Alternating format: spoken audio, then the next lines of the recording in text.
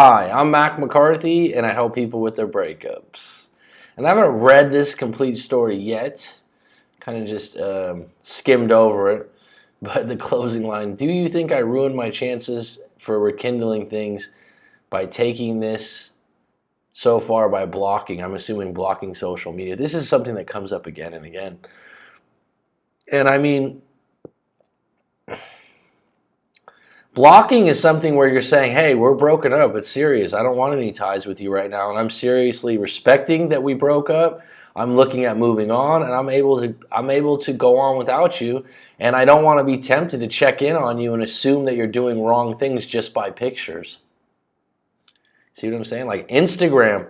Everyone's like, oh, I just kept her on my Instagram. I can check in from here and there. Oh, I saw her with someone else. I know she. No, you don't. You just saw a picture and you put a story to it. That's it.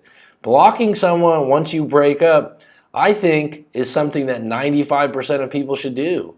If you want to revisit things in a month or 2 months, but if you're going to be in a position where you're assuming and putting together stories based on photos, that's dangerous, and it's not going to make you feel good.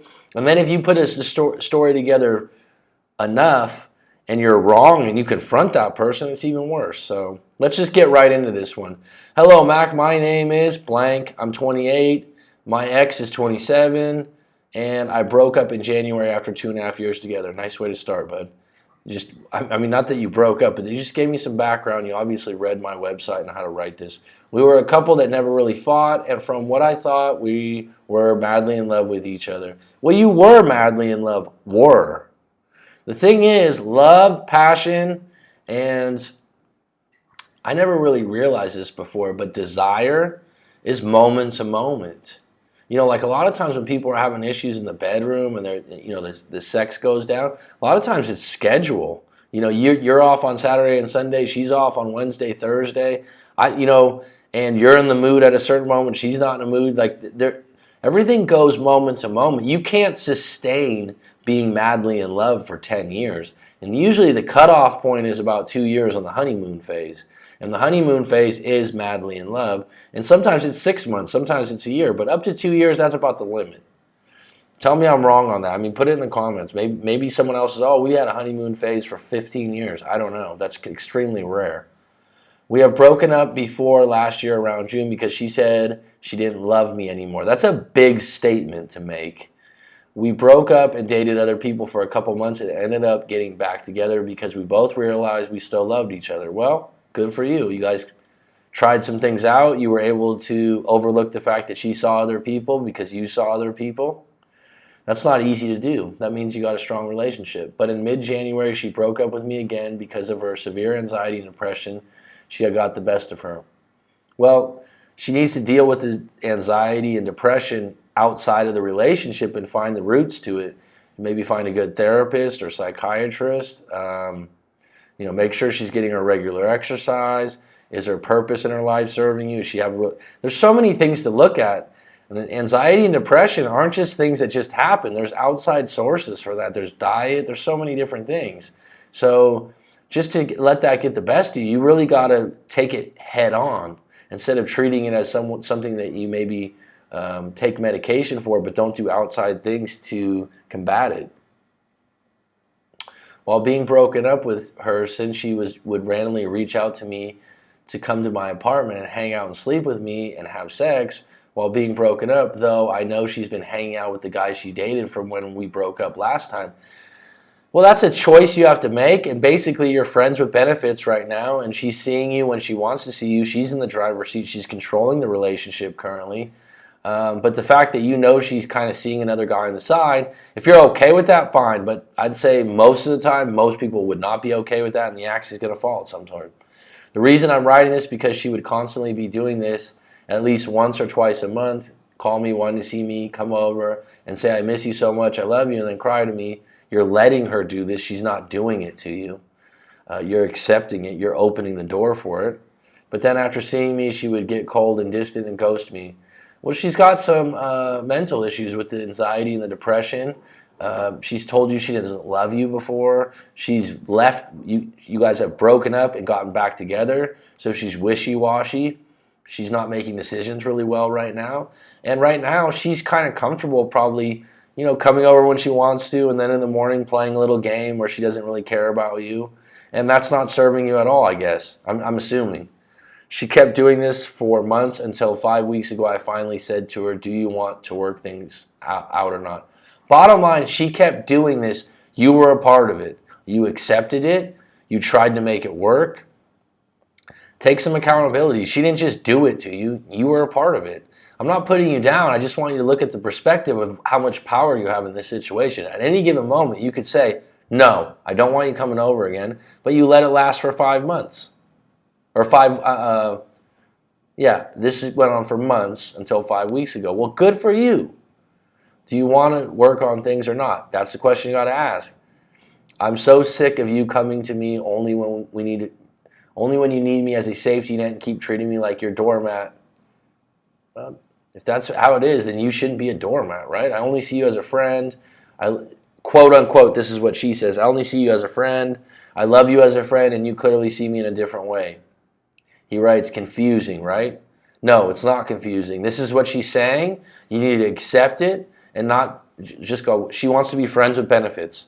You don't want to be, so you need to move on and you need to cut her out. If she comes back to you when she wants that safety net or something, go, look, no.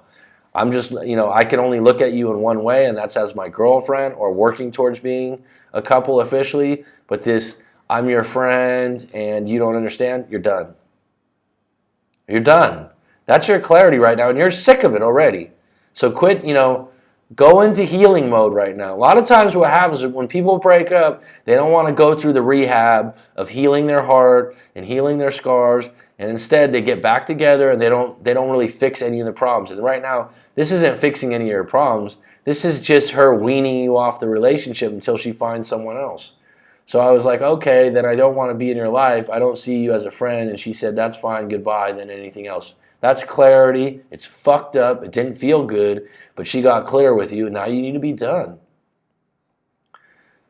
I said, yes, I need my spare key and my spare apartment key you've had since we broke up 6 months ago. Absolutely. That's you taking charge and saying that I'm officially done now. And she lost her shit on me and said, this is bullshit, quote unquote, whatever, fine. They are in my mailbox. Come get them by. That's extremely selfish. When you ask for your keys for her to demand that you get them from her mailbox. She should have returned them herself.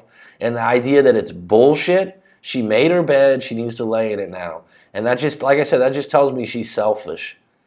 And I try to tell her, well, will you at least come outside and say hi or goodbye? You don't need to say hi or goodbye. You need to move on too. That's needy behavior. She said, nope, bye. That's her taking control, and it's probably her behavior in the past, and this is how she keeps roping you back in by making you feel some sort of guilt. And in this particular situation, you should not feel guilty. So I went and grabbed my keys, drove home, blocked her on the whole family, mutual friends of social media. Good. Whatever anyone else tells you, oh, that was immature, oh, you should have done bullshit. Good. You're done. You're done. That means everything. And that includes mutual friends, because on mutual friends, they could say something and it could just ignite you. You did the right thing, man. Can't say that enough. Since we broke up, we stayed friends on social media. You just said I drove home and blocked her and the whole family on social media. Since we broke up, we stayed friends on social media, and she would constantly watch my stories, like my photos, etc. She's off right now, okay? So I felt the need to just block her so she doesn't know what I'm doing anymore. Good.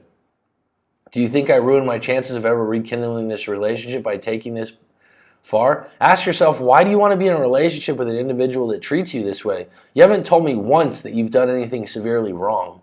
She's been catpawing you around for months after the relationship. You broke up, made up, had months apart, got back together, and it didn't work again. So there's some pattern you guys are running that it's not working. And the first things first, she needs to work on her anxiety and her depression. And that will help her make more sound decisions where she's not in and out of a decision. Like when you tell me that she comes over and then the next day she's just acting cold. That's something mentally that's not right in her mental chemistry. And I'm not a doctor, and I'm not going to say what that is. But she needs to, like I said, if you say she's got some severe, this is what people do, severe anxiety or depression, not just anxiety, but severe, she needs to work on that first and foremost. And if you're someone that doesn't have those same things, you're going to have trouble, and you're going to keep enabling her. You're going to keep feeling sorry. And like I said, you're backpedaling a lot of this. At one point, though, you're done, right? Like in the middle of this story, you're like, I'm sick of this. I'm done. Good. You got your balls back. Great. Now you need to literally lick your wounds alone and get your shit together and move on from this. I don't mean to be brisk, but what you're telling me and the way you're telling me, you need to move on from this woman. You've tried to give it a go. You shouldn't be wanting to rekindle something like this, because until you guys have some real time apart and she changes her character, and character doesn't change overnight. It literally takes years. And it's going to take her taking some inventory of herself. I mean, the fact that you told me she's still seeing a guy that she saw before while she's seeing you, I mean, how does that make you feel? That kind of stuff, you're on different wavelengths. You need to move on. And does it ruin my chances of rekindling? You want me to be really honest with you? If anything, it's going to make her more inquisitive about what you're doing and more interested. And there's a great possibility that she's going to contact you at some point and want to come over. And at that point, she'll go through the same pattern over and over. Oh, and the next morning she's going to act like, oh, no big deal. So could you rekindle things to where they were, where she's coming over and getting attention when she wants? Sure. Is that the relationship you want? Doesn't sound like it. So I hope that helps. Please visit writemac.com if you've got a breakup story you'd like to share, or if you'd like to book a live coaching session. Thank you for supporting the channel.